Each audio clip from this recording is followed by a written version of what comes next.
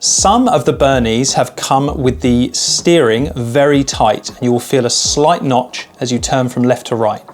So this is going to explain to you how you can loosen that steering off so it becomes very smooth.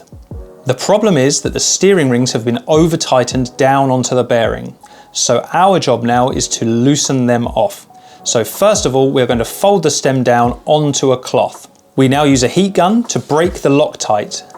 Once the aluminium is hot enough, lift the stem and rest it back into position. Wedge a piece of wood between the frame and swing arm to brace the steering mechanism in place. Now we use a special C-spanner to loosen the top ring, being careful not to burn ourselves as the aluminium is still very hot. Once the top ring is loose, move on to the bottom ring, being very careful not to mark the frame. Use tape if you want to be extra safe.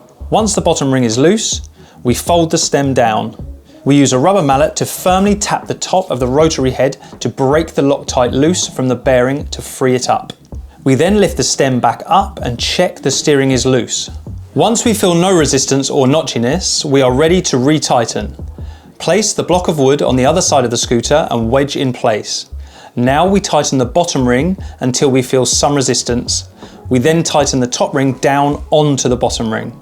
When we're happy, we check the steering again to make sure we haven't over tightened it. If it's tight but nice and smooth, put both spanners on together and scissor lock the rings until they are tight. Check the steering again one final time, and then we are good to go.